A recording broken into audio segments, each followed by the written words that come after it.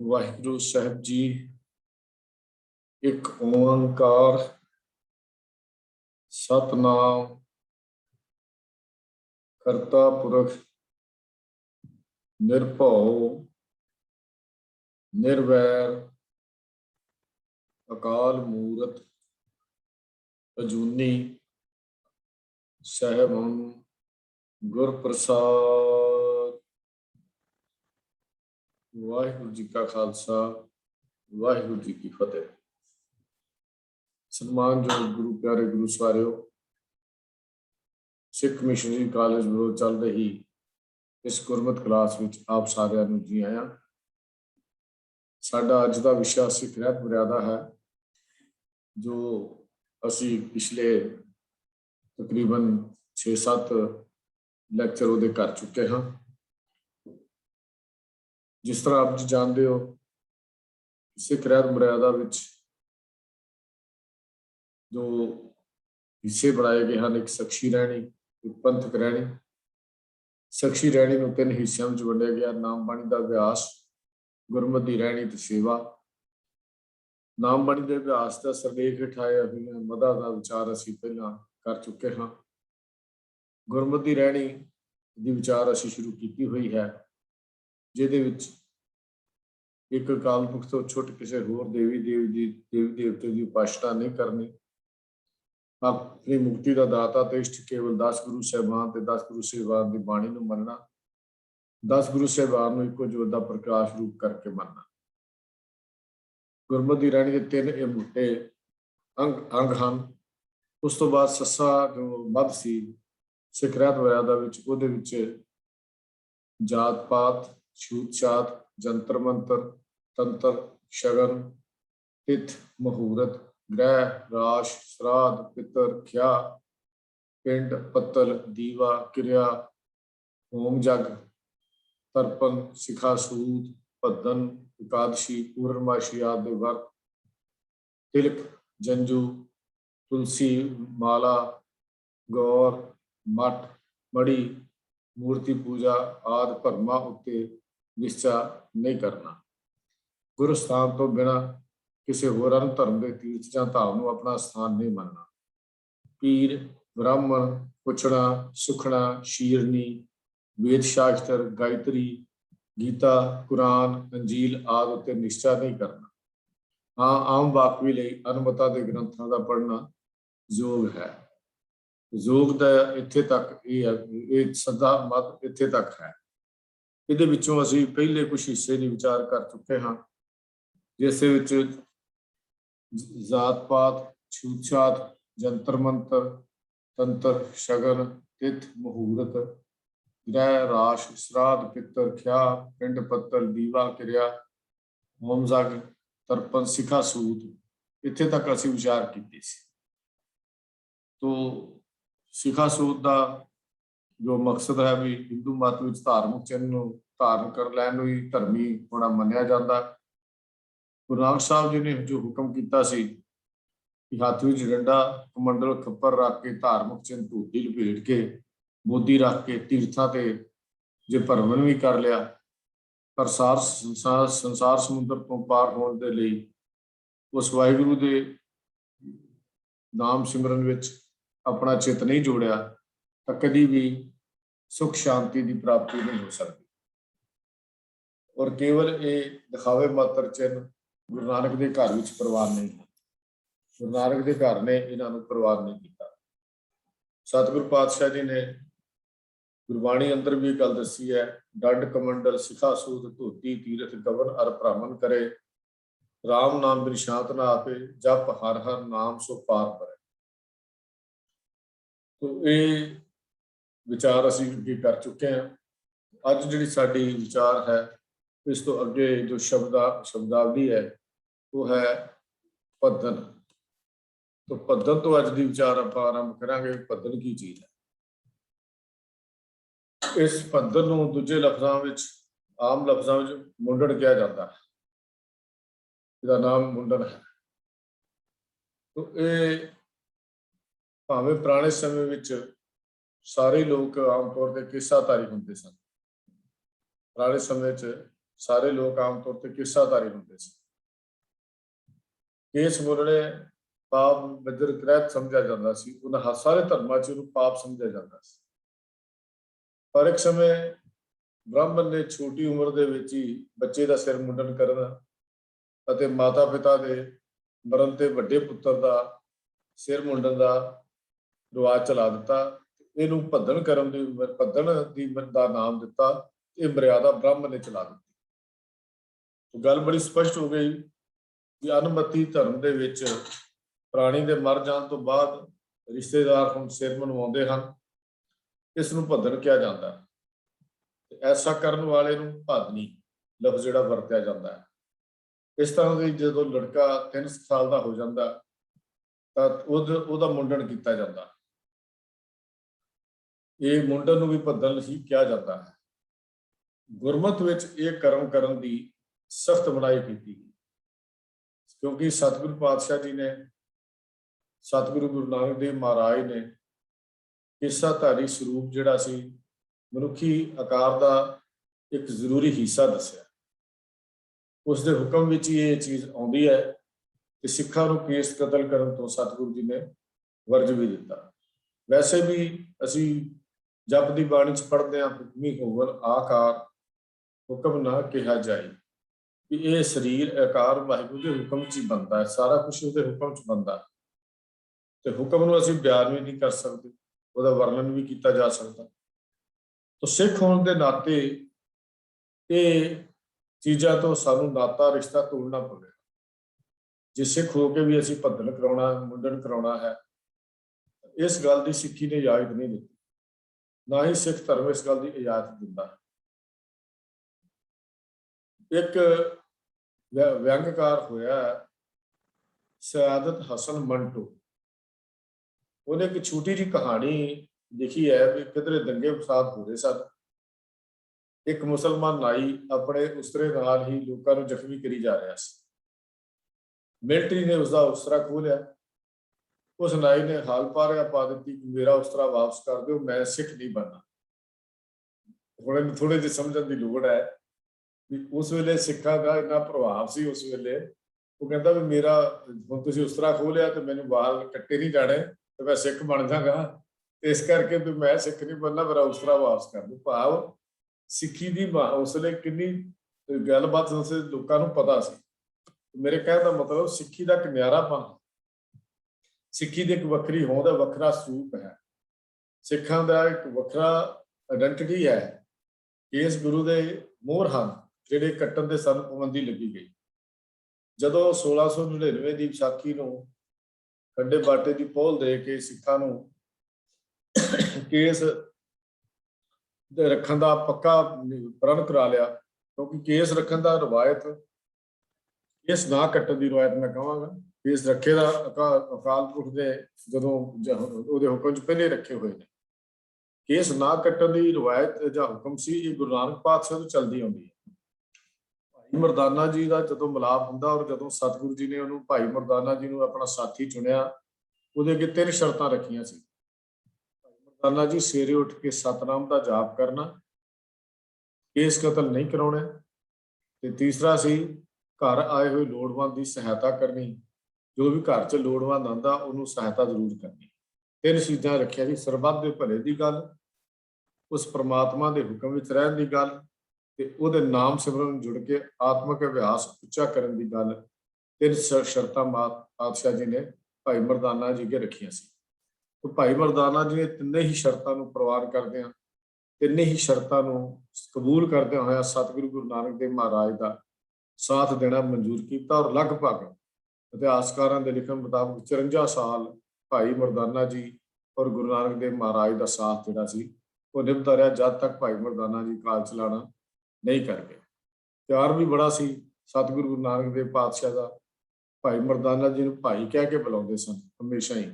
ਇਹ ਕੌਣ ਹੈ ਜੀ? ਸਾਡਾ ਭਾਈ ਹੈ। ਜਿਹਨੂੰ ਲੋਕ ਨਫ਼ਰਤ ਕਰਦੇ ਸੀ, ਮਰਾਸੀ ਕਹਿ ਕੇ ਭੰਡਦੇ ਸੀ, ਤੇ ਗੁਰੂ ਨਾਨਕ ਉਸੇ ਨੂੰ ਭਾਈ ਕਹਿ ਕੇ ਬੁਲਾਉਂਦੇ ਸੀ। ਪਰ ਜਦੋਂ ਸਤਿਗੁਰੂ ਜੀ ਉਹਦੇ ਅੰਤਮ ਚਲਾਣੇ ਦੇ ਉੱਤੇ ਪਹੁੰਚੇ ਤੇ ਭਾਈ ਮਰਦਾਨਾ ਜੀ ਨੇ, ਸਤਿਗੁਰੂ ਜੀ ਨੇ ਬਚਨ ਬੋਲੇ ਸੀ, ਮਰਦਾਨਿਆਂ ਕੀਰਤਨ ਕਰਦਿਆਂ ਰਵਾਬ ਦੀਆਂ ਤੰਦਾਂ ਕਈ ਵਾਰੀ ਟੁੱਟੀਆਂ ਤੇ ਕਈ ਵਾਰੀਆਂ ਗੰਢੀਆਂ ਗਈਆਂ, ਪਰ ਹੁਣ ਇੱਕ ਐਸੀ ਤਨ ਟੁੱਟਤੇਲੀ ਹੈ ਜਿਹੜੀ ਦੁਬਾਰਾ ਗੰਢੀ ਨਹੀਂ ਜਾ ਸਕਦੀ। ਪਿਆਰ ਬੜਾ ਸੀ ਸਤਿਗੁਰੂ ਗੁਰੂ ਨਾਨਕ ਦੇਵ ਮਹਾਰਾਜ ਦਾ ਆਪਣੇ ਸਾਥੀ ਦੇ ਨਾਲ, ਕਿ ਜੀਵਨ ਦੀ ਹੁਣ ਐਸੀ ਤਨ ਟੁੱਟਣ ਲੱਗੀ ਹੈ ਜਿਹੜੀ ਦੁਬਾਰਾ ਗੰਢੀ ਨਹੀਂ ਜਾ ਸਕਦੀ। ਇੰਨਾ ਪਿਆਰ ਭਾਈ ਮਰਦਾਨਾ ਜੀ ਨਾਲ ਗੁਰੂ ਨਾਨਕ ਦੇਵ ਪਾਤਸ਼ਾਹ ਦਾ ਕਿਉਂ ਹੋਇਆ? ਸਿਰਫ ਇਸ ਕਰਕੇ ਹੀ ਕਿ ਉਹਨਾਂ ਨੇ ਗੁਰੂ ਨਾਨਕ ਜੀ ਦੇ ਹਰ ਹੁਕਮ ਨੂੰ ਕਮਾਇਆ। ਤੇ ਜਦੋਂ ਸਤਿਗੁਰੂ ਜੀ ਨੇ, ਗੁਰੂ ਗੋਬਿੰਦ ਸਿੰਘ ਮਹਾਰਾਜ ਨੇ ਸਿੱਖੀ ਦੀ ਸੰਪੂਰਨਤਾ ਕੀਤੀ, ਖਾਲਸੇ ਨੂੰ ਖੰਡੇ ਬਾਟੇ ਦੀ ਪਹੁਲ ਦੇ ਕੇ ਕੇਸਾਂ ਦੀ ਸੰਭਾਲ ਨੂੰ ਇੱਕ ਜ਼ਰੂਰੀ ਇਹ ਅੰਗ ਜਿਹੜਾ ਸੀ ਉਹ ਬਣਾਇਆ ਗਿਆ। ਇਹ ਅੰਮ੍ਰਿਤ ਸੰਸਕਾਰ ਜਦੋਂ ਆਏਗਾ ਅਸੀਂ ਵਿਚਾਰ ਉਦੋਂ ਕਰਾਂਗੇ, ਪਰ ਸ਼ਾਰਟ ਵਿੱਚ ਗੱਲ ਕਰਦੇ ਹਾਂ ਕਿ ਇਹਨੂੰ ਬੱਜਰ ਕਰਾਇਤ ਵੀ ਸ਼ਾਮਿਲ ਕਰ ਦਿੱਤਾ ਗਿਆ ਕੇਸਾਂ ਨੂੰ ਕਤਲ ਕਰਨ ਦੇ ਵਿੱਚ, ਕੱਟਣ ਦੇ ਵਿੱਚ, ਜਿਹੜਾ ਸਿੱਖੀ ਤੋਂ ਖਾਰਜ ਸਮਝਿਆ ਜਾਂਦਾ ਹੈ ਜਦੋਂ ਇਸ ਕਰਾਇਤ ਨੂੰ ਕਰ ਦਿੱਤਾ ਜਾਵੇ। ਸਿੱਖ ਬੱਚੇ ਦੇ ਜਮੰਦ ਨੂੰ ਕੇਸਾਂ ਨੂੰ ਕਾਇਮ ਰੱਖਣ ਦਾ ਹੁਕਮ ਜਿਹੜਾ ਸੀ ਕੀਤਾ। ਇਹਦੇ ਚ ਅੱਗੇ ਜਾ ਕੇ ਇਹਦੇ ਚ ਵੀ ਆਏਗਾ ਕੇਸ ਉਹੀ ਰੱਖੇ ਨਾਮ ਸਿੰਘ ਰੱਖੇ, ਇਸੇ ਗੁਰਮਤਿ ਦੀ ਰਹਿਣੀ ਵਿੱਚ ਵੀ ਅੱਗੇ ਜਾ ਕੇ ਉਹ ਲਫ਼ਜ਼ ਫਿਰ ਆਉਣਗੇ ਜਦੋਂ ਅਸੀਂ ਅੱਗੇ ਦੁਹਰਾਵਾਂਗੇ। ਉਹਨਾਂ ਨੂੰ ਕੇਸਾਂ ਨੂੰ ਬੇਦਬੀ ਕਰਨ ਵਾਲਿਆਂ ਨੂੰ ਸਿੱਖ ਗੁੰਮ ਜਾਂ ਭਾਦਨੀ ਕਹਿ ਕੇ ਇਹ ਪੁਕਾਰਿਆ ਜਾਂਦਾ ਸੀ, ਔਰ ਸਤਿਗੁਰੂ ਮਹਾਰਾਜ ਨੇ ਉਹਦੇ ਨਾਲ ਵਰਤਨ ਤੋਂ ਵੀ ਮਨਾ ਕਰ ਦਿੱਤਾ, ਜਿਹੜੇ ਸਿੱਖ ਹੋ ਕੇ ਕੇਸ ਕਟਾ ਦਿੰਦਾ ਸੀ। ਮਾਂ ਬਾਪ ਦੇ ਮਰਨ ਤੇ ਵੀ ਕੇਸਾਂ ਨੂੰ ਕਤਲ ਕਰਨ ਦਾ ਜਿਹੜਾ ਰਿਵਾਜ ਸੀ ਸਤਿਗੁਰੂ ਜੀ ਨੇ ਉਹਦੇ ਤੋਂ ਵੀ ਮਨਾ ਕੀਤਾ, ਔਰ ਇਹ ਗੱਲ ਕੀਤੀ ਸੰਗਤ ਭੱਦਣ ਮਤ ਕਰੇ, ਖੁਰ ਨਾ ਲਗਾਵੇ ਸੀਸ, ਮਾਤ ਪਿਤਾ ਕੋਈ ਮਰੇ, ਸਤਿਗੁਰੂ ਕਰੀ ਹਦੀਸ। ਭਾਈ ਸੁੱਖਾ ਸਿੰਘ ਜੀ ਗੁਰਬਿਲਾਸ ਪਾਤਸ਼ਾਹੀ 10ਵੀਂ ਚ ਉਹਨੂੰ ਲਿਖਦੇ ਨੇ, ਇਹ ਮੋਰ ਆਗਿਆ ਸੁਣੋ ਹੈ ਪਿਆਰੇ, ਬਿਨਾ ਕੇਸ ਤੀਗ ਦਿਵੋ ਨਾ ਦਿਦਾਰੇ, ਇਹ ਮੋਰ ਬੈਣਾ ਮੰਨੇ ਜੋ ਸੂਈ, ਕਿਸੇ ਇੱਛ ਪੂਰੀ ਸਭੇ ਜਾਨ ਸੂਈ। ਇਹ ਭਾਈ ਸੁੱਖਾ ਸਿੰਘ ਜੀ ਨੇ ਗੁਰਬਿਲਾਸ ਪਾਤਸ਼ਾਹੀ 10ਵੀਂ ਦੇ ਵਿੱਚ ਇਹ ਗੱਲ ਲਿਖੀ ਹੈ, ਜਿਹੜੀ ਅਸੀਂ ਬਿਆਨ ਕਰਦੇ ਹਾਂ, ਪੜ੍ਹਦੇ ਵੀ ਹਾਂ।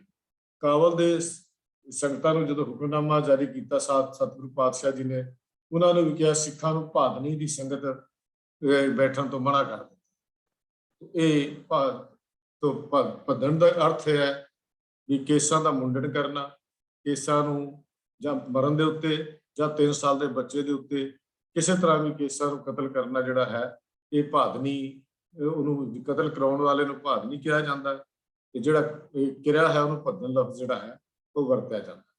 ਇਹ ਦੀ ਮਨਾਹੀ ਜਿਹੜੀ ਸੀ ਸਤਿਗੁਰੂ ਜੀ ਨੇ ਕੀਤੀ ਹੈ, ਔਰ ਪੰਥ ਪ੍ਰਾਂਤ ਸਿੱਖਿਆਤ ਮਰਿਆਦਾ ਵਿੱਚ ਵੀ ਇਸੇ ਮੁਤਾਬਕ ਵੀ ਇਹ ਸ਼ਬਦ ਵਰਤ ਕੇ ਜੋ ਉਸ ਵੇਲੇ ਦੀ ਹਿੰਦੂ ਫਿਲਾਸਫੀ ਵਿੱਚ ਚੱਲਦਾ ਸੀ, ਉਹਦੇ ਕੋਲ ਇੱਕ ਰਿਵਾਜ ਚੱਲ ਪਿਆ ਸੀ, ਉਦੋਂ ਗੁਰੂ ਪੰਥ ਨੇ ਇਹ ਵਰਤ ਕੇ ਮਨਾ ਕਰ ਦਿੱਤਾ, ਉਹ ਸਿੱਖ ਨਹੀਂ ਹੈ ਜੋ ਭੱਦਣ ਕਰ ਲੈਂਦਾ। ਇਸ ਤੋਂ ਅੱਗੇ ਇਕਾਦਸ਼ੀ ਤੇ ਪੂਰਨਮਾਸ਼ੀ ਆਦਿ ਦੇ ਵਰਤ, ਦੇਵੀ ਦੇਵਤੇ ਜਾਂ ਆਪਣੇ ਪੂਜਿਆ ਲਈ ਕਿਸੇ ਖਾਸ ਦਿਨ ਅੰਨ ਨਾ ਖਾਣਾ, ਵਰਤ ਰੱਖਣਾ ਕਿਹਾ ਜਾਂਦਾ ਹੈ, ਕਿਸੇ ਖਾਸ ਦਿਨ ਦੇ ਅੰਨ ਨਹੀਂ ਖਾਣਾ। ਜਿਸ ਤਰ੍ਹਾਂ ਯਹੂਦੀ ਸਾਲ 'ਚ 40 ਦਿਨ, ਮੁਸਲਮਾਨ 30 ਦਿਨ ਰੋਜ਼ੇ ਰੱਖਦੇ ਹਨ, ਇਸੇ ਤਰ੍ਹਾਂ ਹੀ ਜੋ ਹਿੰਦੂ ਮਤ ਹੈ ਉਹਦੇ ਵਿੱਚ ਹਰ ਮਹੀਨੇ ਅਨੇਕਾਂ ਦਿਨ ਜਿਹੜੇ ਉਹਨਾਂ ਨੇ ਮਿੱਥੇ ਹੋਏ ਆ, ਉਹ 'ਚੋਂ ਵਰਤ ਰੱਖਦੇ ਆ। ਇਸ ਤਰ੍ਹਾਂ ਕਰਨਾ ਗੁਰਮਤਿ ਨੇ ਪ੍ਰਵਾਨ ਨਹੀਂ ਕੀਤਾ, ਨਾ ਹੀ ਗੁਰਮਤਿ ਨੇ ਕਿਤੇ ਇਹ ਪ੍ਰਵਾਨਗੀ ਦਿੱਤੀ ਹੈ, ਤੇ ਨਾ ਹੀ ਗੁਰਮਤਿ ਨੇ ਇਹ ਗੱਲ ਕਿਤੇ ਮੰਨੀ ਹੈ। ਗੁਰੂ ਪਾਤਸ਼ਾਹ ਜੀ ਨੇ ਪ੍ਰਭੂ ਭਗਤੀ ਕਰਨ ਵਾਲਿਆਂ ਨੂੰ ਹਰ ਸਮੇਂ ਇਹ ਚੇਤਨ ਕੀਤਾ, ਵਾਰਨਿੰਗ ਦਿੱਤੀ ਹੈ ਪ੍ਰਭੂ ਭਗਤੀ ਕਰਨ ਵਾਲਿਆਂ ਨੂੰ ਕਿ ਇਹ ਵਰਤ ਰੱਖਣੇ ਸਿੱਖੀ ਵਿੱਚ ਮਨਾ ਹੈ। ਅਸੀਂ ਆਸਾ ਕੀ ਵਾਰ ਪੜ੍ਹਦੇ ਹਾਂ, ਸੇਵ ਕੀਤੀ ਸੰਤੋਖੀ, ਜਿਨੀ ਸੱਚੋ ਸੱਚ ਧਿਆਇਆ, ਉਹਨੀ ਮੰਦੇ ਪੈਰ ਨਾ ਰੱਖਿਓ, ਕਰ ਸੁਕਰ ਧਰਮ ਕਮਾਇਆ, ਉਹਨੀ ਦੁਨੀਆ ਤੋੜੇ ਬੰਧਨਾ, ਅੰਨ ਪਾਣੀ ਥੋੜਾ ਖਾਇਆ। ਸਿੱਖੀ ਦੀ ਇੱਕ ਵੱਖਰੀ ਹੈ, ਵੱਖਰੀ ਨਿਆਰੀ ਹੈ। ਅੰਨ ਪਾਣੀ ਥੋੜਾ ਖਾਣ ਦੀ ਗੱਲ ਕੀਤੀ ਗਈ ਹੈ। ਇੱਥੇ ਨਾ ਤਾਂ ਵਰਤ ਰੱਖਣ ਦੀ ਫਿਲਾਸਫੀ ਹੈ, ਭੁੱਖੇ ਰਹਿਣ ਦੀ ਫਿਲਾਸਫੀ ਹੈ, ਤੇ ਨਾ ਹੀ ਆਪਣੇ ਆਪ ਨੂੰ ਤੂੜੀ ਜਾਣ ਦੀ ਫਿਲਾਸਫੀ ਹੈ। ਲੋੜ ਮੁਤਾਬਕ ਛਕੇ, ਸਿੱਖ ਦੇ ਘਰ ਜਾਵੇ, ਲੋੜ ਮੁਤਾਬਕ ਛਕੇ, ਲੋਭ ਨਾ ਕਰੇ। ਇਹ ਵੀ ਇੱਕ ਰਹਿਤਨਾਮਿਆਂ ਵਿੱਚ ਲਫ਼ਜ਼ ਮਿਲਦੇ ਹਨ। ਸਿੱਖ ਦੇ ਘਰ ਜਾਵੇ, ਲੋੜ ਮੁਤਾਬਕ ਛਕੇ, ਐਵੇਂ ਨਖਰਾ ਨਾ ਕਰੀ ਜਾਏ, ਨਹੀਂ ਜੀ ਮੈਂ ਨਹੀਂ ਜੀ ਹੋ ਗਿਆ ਜੀ, ਲੋੜ ਹੈ ਤਾਂ ਛਕ ਲੈਣਾ ਚਾਹੀਦਾ ਹੈ, ਪਰ ਨਹੀਂ ਆਪਣੇ ਆਪ ਨੂੰ ਲੋਭ ਨਾ ਕਰੇ ਦੀ ਜਿਹੜੀ ਵ੍ਰਿਤੀ ਹੈ ਉਹ ਵੀ ਸਾਡੇ ਅੰਦਰ ਨਹੀਂ ਹੋਣੀ ਚਾਹੀਦੀ। ਪਰ ਅੰਨ ਦਾ ਪੂਰਨ ਤਿਆਗ ਕਰ ਦੇਣਾ ਇਹ ਗੁਰਮਤਿ ਨੇ ਮਨਾ ਕੀਤਾ। ਇਸ ਲਈ ਸਿੱਖ ਗ੍ਰਸਤੀ ਹੈ, ਕਿਰਤੀ ਹੈ, ਉਹਦੇ ਲਈ ਸਰੀਰ ਦਾ ਤਾਂ ਕਿਰਤੀ ਹੋਣ ਕਰਕੇ ਸਰੀਰ ਦੀ ਤੰਦਰੁਸਤੀ ਹੋਣੀ ਜ਼ਰੂਰੀ ਹੈ। ਅੰਨ ਜਲ ਦੀ ਵਰਤੋਂ ਜ਼ਰੂਰੀ ਹੈ। ਤੇ ਜਦ ਤੱਕ ਲੋਕ ਧਰਮ ਦੇ ਨਾਂ ਤੇ ਹੱਠ ਪਾਲਦੇ ਹੋਏ ਆਪਣੀ ਦੇਹੀ ਨੂੰ, ਸਰੀਰ ਨੂੰ ਦੁੱਖ ਦਿੰਦੇ ਹਨ।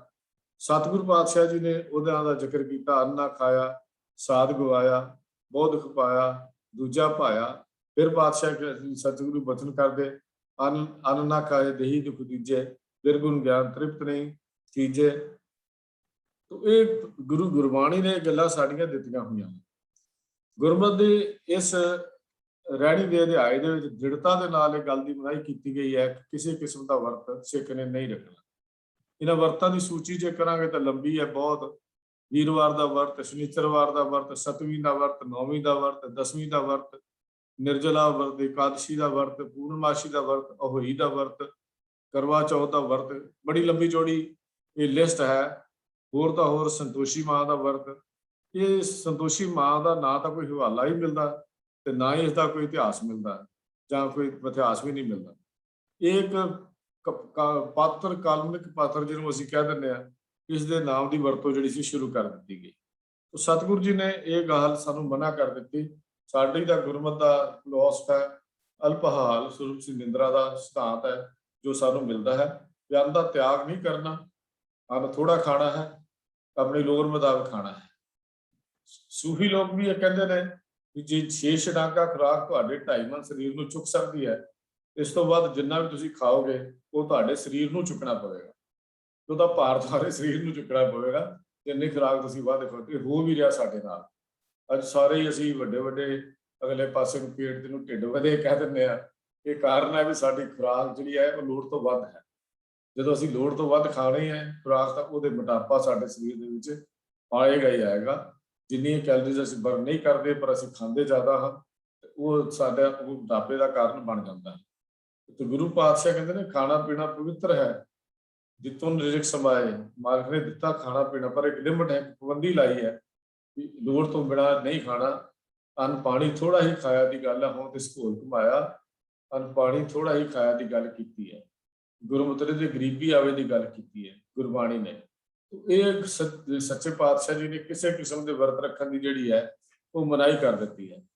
ਤੇ ਜੇ ਗੁਰੂ ਪਾਤਸ਼ਾਹ ਜੀ ਤਾਂ ਸਾਨੂੰ ਜਿਹੜਾ ਸਿਧਾਂਤ ਦਿੰਦੇ, ਘਾਲ ਖਾਏ ਕਿ ਹੱਥੋਂ ਦੇ ਨਾਨਕ ਰਾਹ ਪਛਾਣੇ ਸੇ, ਕਿਰਤ ਕਰਨਾ, ਲੋੜਵੰਦਾਂ ਨੂੰ ਲੰਗਰ ਛਕਾਉਣਾ, ਆਪ ਛਕਣਾ, ਇਹ ਗੁਰਮਤਿ ਦਾ ਮਾਰਗ ਹੈ। ਇੱਥੇ ਭਾਈ ਗੁਰਦਾਸ ਜੀ ਨੂੰ ਜਦੋਂ ਅਸੀਂ ਪੁੱਛਦੇ ਹਾਂ, ਭਾਈ ਸਾਹਿਬ ਜੀ ਇਹਦੀ ਗੁਰਵਰਤਾ ਦੀ ਫਿਲਾਸਫੀ ਕੀ ਹੈ, ਤਾਂ ਭਾਈ ਸਾਹਿਬ ਆਪਣੀ 18ਵੀਂ ਵਾਰ ਦੀ 28ਵੀਂ ਪੌੜੀ 'ਚ ਗੱਲ ਲਿਖਦੇ ਨੇ, ਇੱਕ ਮਨ ਹੋਏ ਇਕਾਦਸ਼ੀ, ਗੁਰਮੁਖ ਵਰਤ ਪਤ ਵਰਤ ਪਾਇਆ।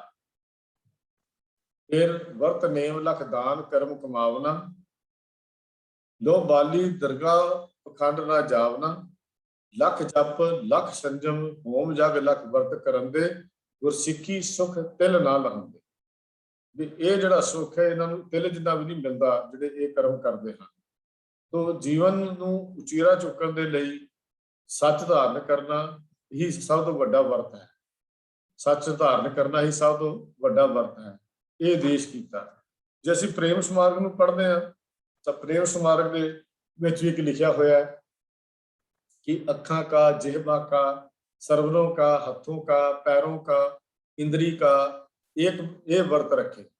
वर्त ये रखने चाहिए ने किहड़ा, अखा भैड़ा रूप ना देखण, फिर जिह्वा जबान माड़ा बोल ना बोले, किसी की निंदा चुगली ना करे, ਕੰਨ ना सुनन, हत्थां नाल भैड़ा काम ना होवे, किसी का हक ना मारिया जाए, पैरों का पैर भैड़े बस के चल के ना जाण, ये किते छेके आलू तुरे रहन, उधरले पासे ਇਹ ਵਰਤ ਰੱਖਣਾ। ਤੇ ਇਹ ਵਰਤ ਰੱਖ ਜਿਹੜੀ ਵਰਤ ਦੀ ਗੱਲ ਕੀਤੀ ਹੈ ਗੁਰੂ ਸਾਹਿਬ ਜੀ ਨੇ, ਸੱਚੇ ਪਾਤਸ਼ਾਹ ਜੀ ਨੇ ਸਾਨੂੰ ਗੁਰਬਾਣੀ ਨੇ ਜਿਹੜੀ ਗੱਲ ਸਮਝਾਈ ਹੈ ਕਿ ਇਹੋ ਜਿਹੇ ਵਰਤ ਰੱਖਣ ਦੇ ਫਿਲਾਸਫੀ ਸਾਡੇ ਅੰਦਰ ਹੈ।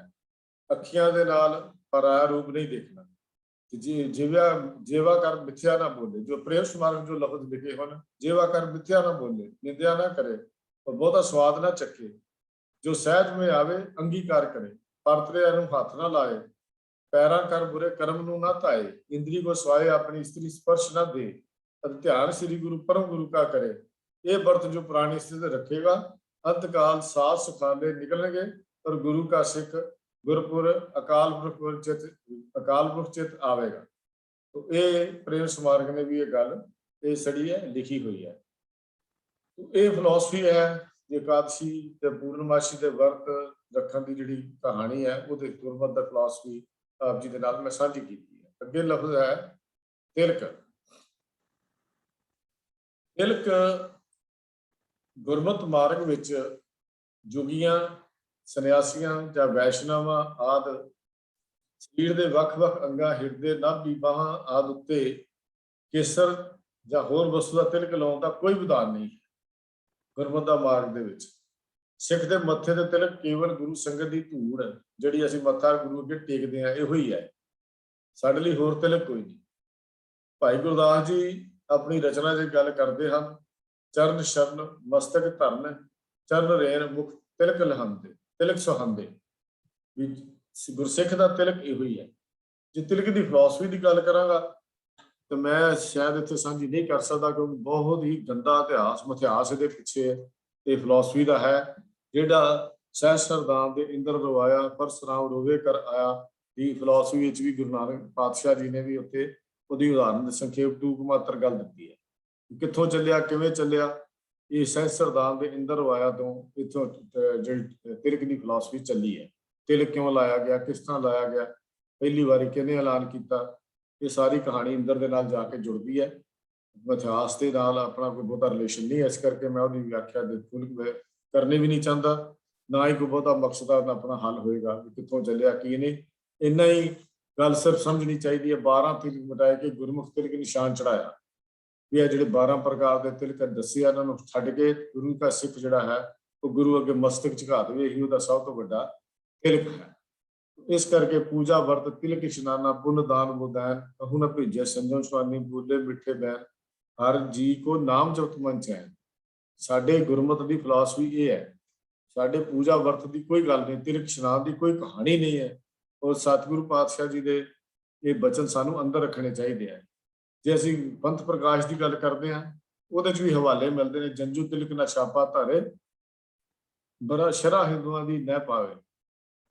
ਵੀ ਜਿਹੜੇ ਉਹ ਸ਼ਰਾ ਹੈ ਉਹ ਨਾ ਪਾਲੇ, ਇਹ ਨਾ ਤੇ ਤਿਲਕ ਲਾਵੇ ਨਾ ਜੰਜੂ ਰੱਖੇ।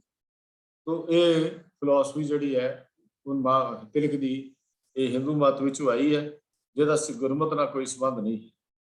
ਅੱਗੇ ਲਫ਼ਜ਼ ਹੈ ਜੰਜੂ। ਤਿਲਕ ਤੋਂ ਬਾਅਦ ਲਫ਼ਜ਼ ਹੈ ਜੰਜੂ। ਜੰਜੂ ਦੀ ਗੱਲ ਆਪਾਂ ਕਰ ਲਿਆ, ਵੀ ਇਹ ਪਿੱਛੇ ਵੀ ਕਰ ਲਿਆ। ਸਿੱਖਾ ਸੂਤ ਦੇ ਨਾਲ ਹੀ ਹਿੰਦੂ ਧਰਮ ਦੇ ਧਾਰਨੀ ਦੀ ਗੱਲ 'ਚ ਪਾਉਣ ਦਾ ਇੱਕ ਇਹ ਚਿੰਨ੍ਹ ਹੈ। ਇਹ ਵਰਨ ਆਸ਼ਰਮ ਬ੍ਰਹਮ ਲਈ ਸੂਤ, ਖੱਤਰੀ ਲਈ ਸਣ ਦਾ, ਵੈਸ਼ ਲਈ ਇਹ ਭੇਡ ਦੀ ਉੱਨ, ਤੇਰੀਆਂ ਤੱਗਾਂ ਵੱਟ ਕੇ ਤੰਦਾਂ ਤੋਂ ਬਣਾਇਆ ਜਾਂਦਾ, ਇਹਦਾ ਵਿਧਾਨ ਹੈ। ਸ਼ੂਦਰ ਨੂੰ ਜੰਜੂ ਪਹਿਨਣ ਦੀ ਆਗਿਆ ਨਹੀਂ ਹੈ। ਗੁਰੂ ਪਾਤਸ਼ਾਹ ਜੀ ਨੇ ਸਿੱਖ ਨੂੰ ਹਿਰਦੇ ਵਿੱਚ ਸ਼ੁਭ ਗੁਣ ਧਾਰਨ ਕਰਨ, ਧਰਮ ਦੀ ਰੱਖਿਆ ਕਰਨ ਲਈ ਗਾਤਰੇ ਵਿੱਚ ਸ਼ਸਤਰ, ਕਿਰਪਾਨ ਪਾਉਣ ਦਾ ਵਿਧਾਨ ਦਿੱਤਾ। ਜੰਜੂ ਨੂੰ ਜੋਗਾ ਪਵਿੱਤ ਜਨੇਊ, ਤੱਕ, ਬ੍ਰਹਮ ਸੂਤ ਜਾਂ ਸੂਤ ਵੀ ਆਖਿਆ ਜਾਂਦਾ ਹੈ। ਇਸ ਦੀ ਵਿਚਾਰ ਅਸੀਂ ਪਹਿਲਾਂ ਕਰ ਚੁੱਕੇ ਹਾਂ, ਜ਼ਿਆਦਾ ਸਮਾਂ ਇਹਦੇ ਤੇ ਲਾਉਣ ਦੀ ਲੋੜ ਨਹੀਂ ਹੈ।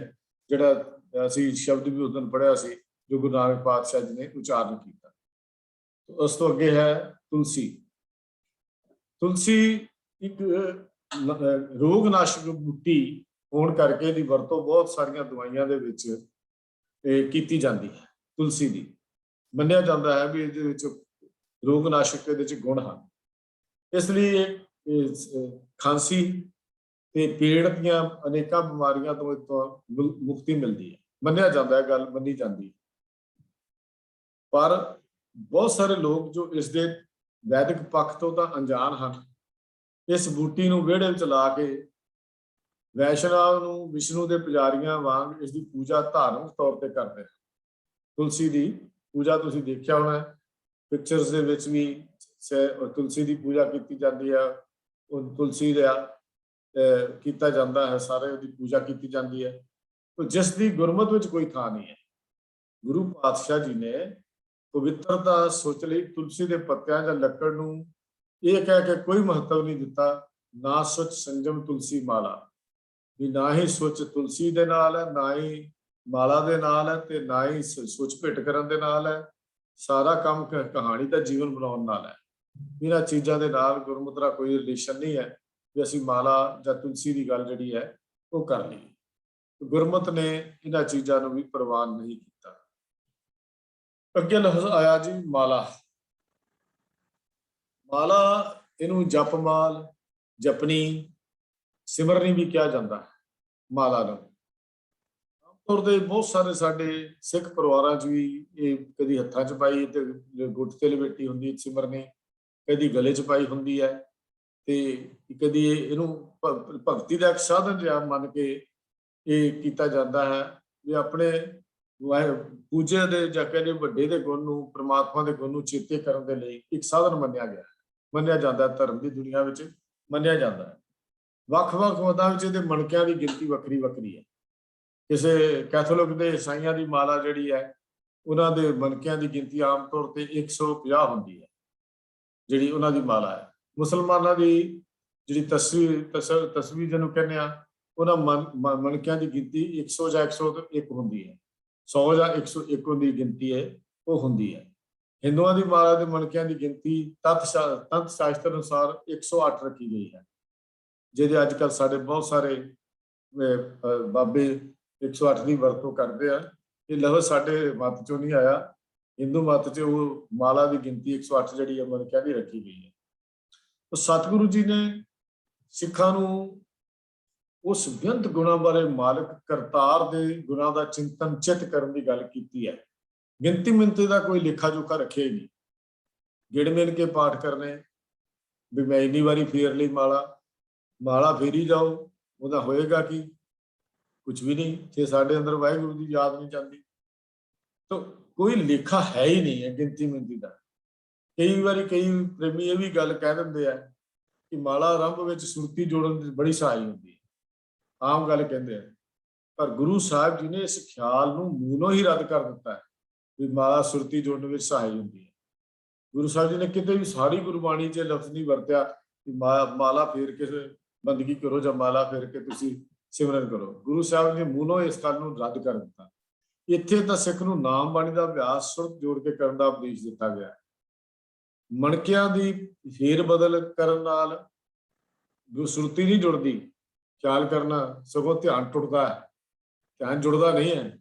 ਧਿਆਨ ਟੁੱਟਦਾ ਬੰਦਾ ਉਹਦੇ 'ਚ ਹੀ ਲੱਗਾ ਰਹਿੰਦਾ, ਮੇਰਾ ਮਨ ਅੜ ਤਾਂ ਨਹੀਂ ਗਿਆ, ਰਹਿ ਤਾਂ ਨਹੀਂ ਗਿਆ, ਵੀ ਨਹੀਂ ਤੇ ਹੁਣ 100 ਹੋ ਗਿਆ, ਇੱਕ ਵਾਰੀ ਫੇਰ ਲਿਆ ਕੇ 2 ਵਾਰੀ ਫੇਰ ਲਿਆ, ਗਿਣਤੀ ਮਿਣਤੀ ਦਾ ਚੱਕਰ 'ਚ ਰਹਿ ਜਾਂਦਾ ਤੇ ਜਿਹੜਾ ਅਸਲੀ ਮਕਸਦ ਸੀ ਉਹਦਾ ਪੂਰਾ ਹੀ ਨਹੀਂ ਹੁੰਦਾ।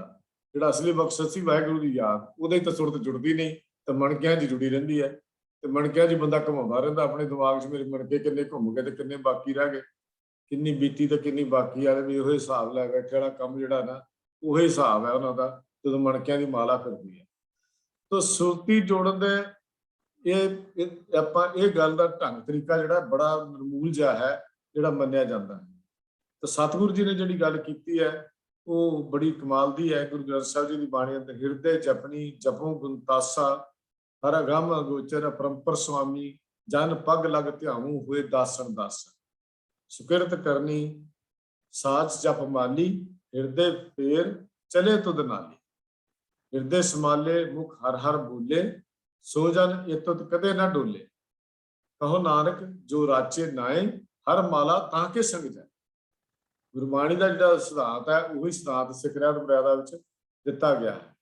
ਤਾਂ ਕਬੀਰ ਜੀ ਜਦੋਂ ਕਹਿੰਦੇ ਨੇ ਸਤਿਗੁਰੂ ਜੀ ਦੀ ਬਾਣੀ ਦੇ ਵਿੱਚ, ਗੁਰੂ ਗ੍ਰੰਥ ਸਾਹਿਬ ਜੀ ਦੀ ਬਾਣੀ ਵਿੱਚ ਸਿੱਧਾ ਉਹਨਾਂ ਦਾ ਪ੍ਰਮਾਣ ਦਰਜ ਹੈ, ਕਬੀਰ ਮੇਰੀ ਸਿਮਰਨੀ ਰਸਨਾ ਉੱਪਰ ਰਾਮ, ਮੇਰੀ ਸਿਮਰਨੀ ਹੋਈ ਹੈ, ਮੈਂ ਹੋਰ ਮਾਲਾ ਨਹੀਂ ਲੈਂਦਾ। ਆਦ ਜੁਗਾਦੀ ਸਗਲ ਜ ਭਗਤ ਤਾਕੋ ਸੁਖ ਵਿਸਰਾਮ, ਵੀਰ ਜਪਣੀ ਕਾਠ ਕੀ ਕਿਆ ਦਿਖਲਾਵੇ ਲੋਏ, ਹਿਰਦੇ ਰਾਮ ਨਾ ਚੇਤੀ ਇਹ ਜਪਣੀ ਕਿਆ ਹੋਏ।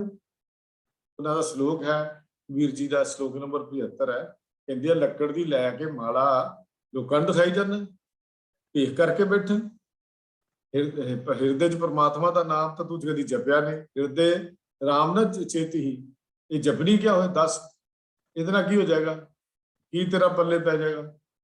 ਤੇ ਜੇ ਮਹਾਨ ਵਿਦਵਾਨ ਭਾਈ ਸਾਹਿਬ ਭਾਈ ਗੁਰਦਾਸ ਜੀ ਨੂੰ ਪੁੱਛਦੇ ਆ, ਭਾਈ ਸਾਹਿਬ ਜੀ ਤੁਹਾਡੀ ਕੀ ਰਾਏ ਹੈ ਇਹਦੇ ਬਾਰੇ, ਤਾਂ ਭਾਈ ਸਾਹਿਬ ਜੀ ਜਿਹੜੀ ਰਾਏ ਦਿੰਦੇ, ਕਹਿੰਦੇ ਅਮਲੀ ਖਾਸੇ ਮਜ਼ਲ ਸੀ ਪਰਮ ਪਿਆਲਾ ਲੱਖ ਲਿਖਾਇਆ, ਮਾਲਾ ਤਸਵੀ ਤੋੜ ਕੇ ਜਿਉਂ ਸਿਉ ਤਿਵੇਂ 78 ਲਾਇਆ, ਮੇਰ ਇਮਾਮ ਰਲਾਏ ਕੇ ਰਾਮ ਰਹੀਮ ਦਾ ਨਾਮ ਗਵਾਇਆ, ਸੱਚ ਸ਼ਬਦ ਪ੍ਰਗਾਸ ਕਰ ਸ਼ਬਦ ਸੁਰਤ ਸੱਚ ਸੱਚ ਬੁਲਾਇਆ। ਵੀ ਸਤਿਗੁਰ ਦੀ ਸਿੱਖ ਨੂੰ ਵਾਹਿਗੁਰੂ ਦੇ ਦਰਬਾਰੀ ਹਨ, ਉਹਨਾਂ ਦੇ ਅਰਥ ਹਨ ਵੀ ਸਤਿਗੁਰ ਦੇ ਜਿਹੜੇ ਸਿੱਖ ਆ ਵਾਹਿਗੁਰੂ ਦੇ ਦਰਬਾਰੀ ਹਨ, ਉਹਨਾਂ ਨੇ ਪ੍ਰੇਮ ਦਾ ਪਿਆਲਾ ਪੀਤਾ ਹੈ, मुसलमान 100 ਅਤੇ ਹਿੰਦੂ 108 ਮਣਕੇ ਦੀ ਮਾਲਾ ਬਣਾ ਕੇ ਉੱਪਰ ਇਮਾਮ ਅਤੇ ਮੇਰੂ ਮਣਕਾ ਰੱਖ ਕੇ ਰਹੀਮ ਤੇ ਰਾਮ ਦਾ ਨਾਮ ਜਪਦੇ ਹਨ। ਪਰ ਗੁਰਸਿੱਖਾਂ ਨੇ ਦੋਵੇਂ ਮਾਲਾ ਤਿਆਗ ਕੇ ਨਾਮ ਦਾ ਜਾਪ ਗਿਣਤੀ ਨਾਲ ਨਹੀਂ ਕੀਤਾ। ਸਵਾਸ ਸਵਾਸ ਉਜਤ ਬੈਠਤ ਸੋਗਤ ਨਾਮ ਕਹੋ ਨਾਨਕ ਜਨ ਕੇ ਸਦਕਾਮ ਦੀ ਫਿਲਾਸਫੀ ਗੁਰੂ ਨੇ ਦਿੱਤੀ ਹੈ।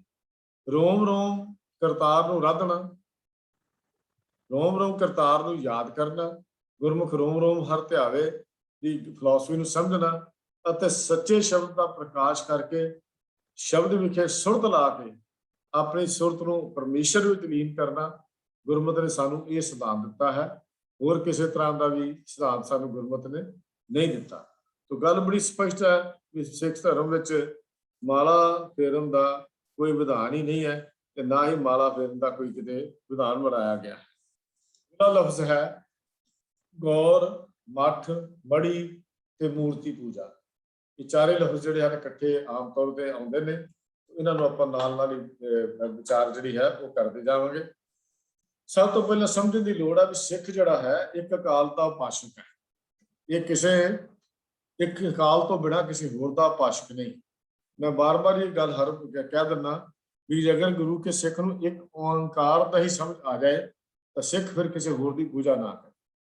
ਇਹਦਾ ਮਤਲਬ ਇਹ ਹੈ ਵੀ ਸਾਨੂੰ ਇੱਕ ਓਂਕਾਰ ਲਫ਼ਜ਼ ਦੀ ਅਜੇ ਤੱਕ ਹੀ ਸਮਝ ਨਹੀਂ ਆਈ, ਸਾਰੀ ਜ਼ਿੰਦਗੀ ਸਾਡੀ ਲੱਗ ਗਈ, ਅਸੀਂ ਫਿਰ ਜੇ ਦੂਜੀ ਹੋਰ ਪਾਸੇ ਜਾਂਦੇ ਹਾਂ ਜਾਂ ਭਟਕਦੇ ਹਾਂ ਤਾਂ ਇਹ ਮੰਨ ਲੈਣਾ ਚਾਹੀਦਾ ਹੈ ਵੀ ਗੁਰੂ ਗ੍ਰੰਥ ਸਾਹਿਬ ਦੇ ਭਾਵੇਂ 100 ਵਾਰੀ ਵੀ ਸਹਿਜ ਪਾਠ ਕਰ ਲਏ ਹੋਣ, ਫਿਰ ਸਾਨੂੰ ਇੱਕ ਓਂਕਾਰ ਦੀ ਅਜੇ ਤੱਕ ਸਮਝ ਨਹੀਂ ਆਈ।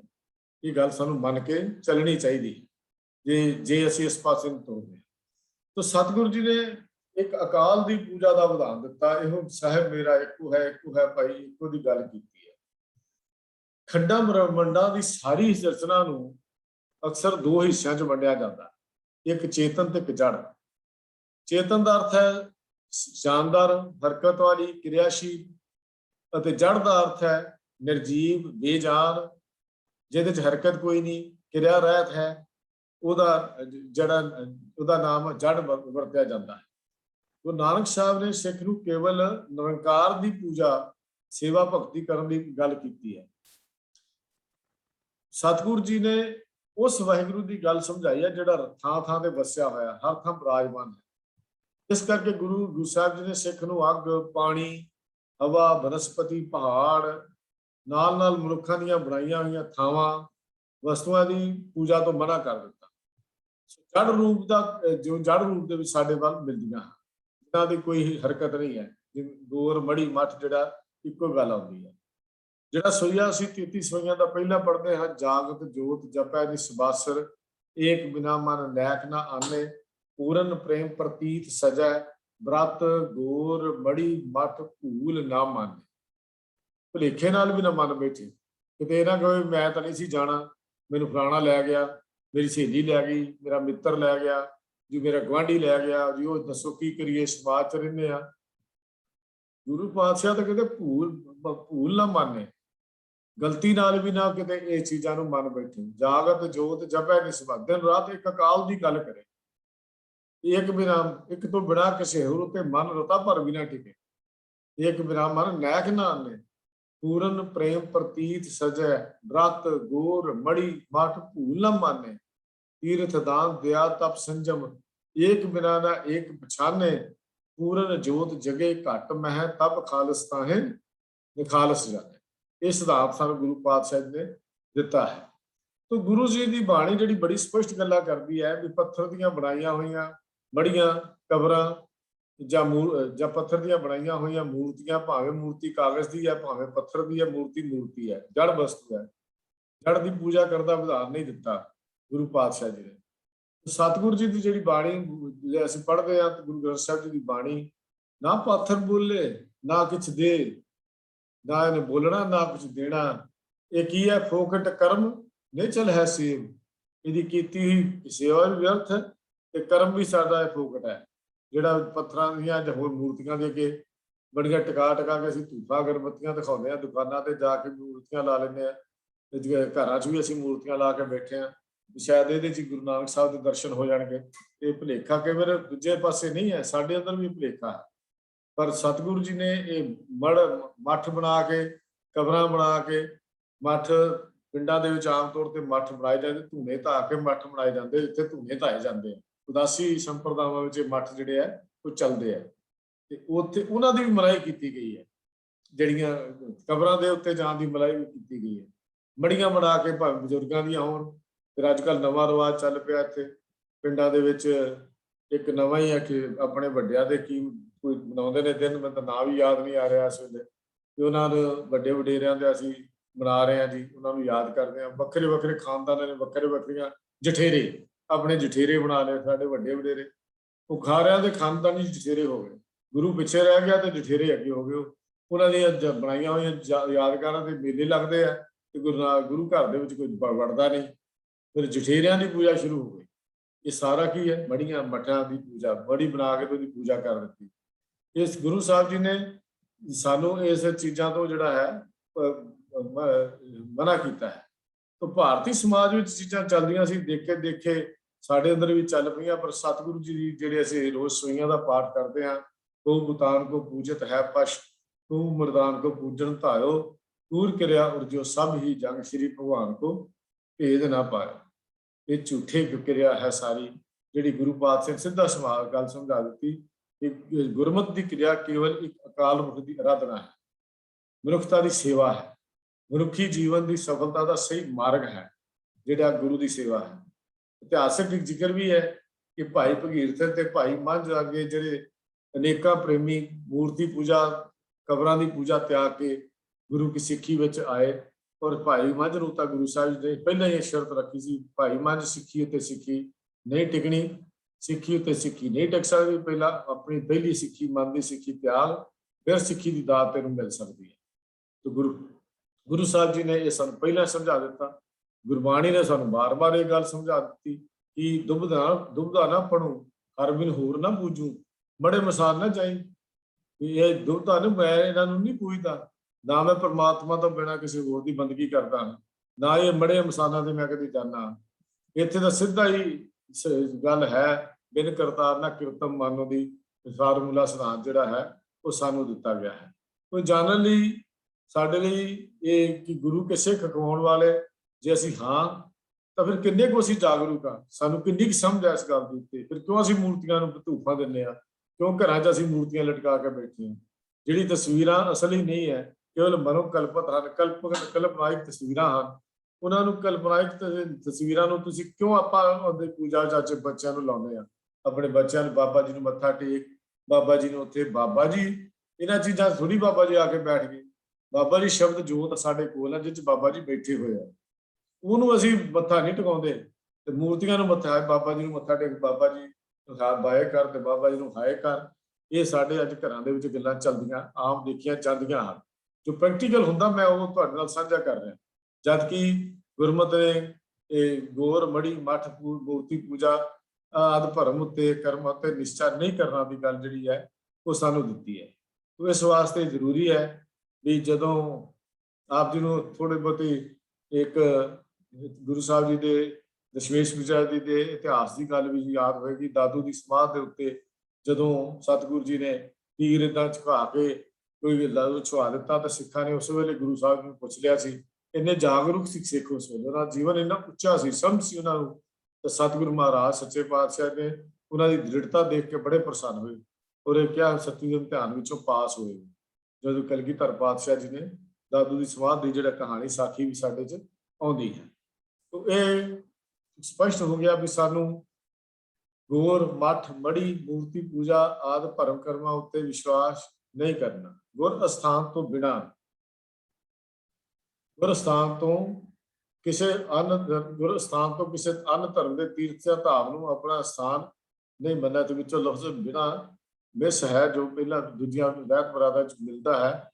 ਮੇਰੇ ਕੋਲ ਕਾਪੀ ਹੈ, ਉਹਦੇ 'ਚ ਇਹ ਲਫ਼ਜ਼ ਲਿਖਿਆ ਹੋਇਆ, ਗੁਰ ਅਸਥਾਨ ਤੋਂ ਬਿਨਾਂ ਕਿਸੇ ਹੋਰ ਧਰਮ ਦੇ ਤੀਰਥ ਜਾਂ ਧਾਮ ਨੂੰ ਆਪਣਾ ਸਥਾਨ ਨਹੀਂ ਮੰਨਣਾ। ਬੜੀ ਸਪਸ਼ਟ ਗੱਲ ਹੈ, ਇਹਦੇ 'ਚ ਬੜੀ ਸਪਸ਼ਟ ਗੱਲ ਸਾਨੂੰ ਸਮਝਾ ਦਿੱਤੀ ਹੈ। ਕੋਈ ਇਹਦੇ 'ਚ ਕੋਈ ਸੋਚਣ ਵਾਲੀ ਗੱਲ ਹੀ ਨਹੀਂ ਹੈ।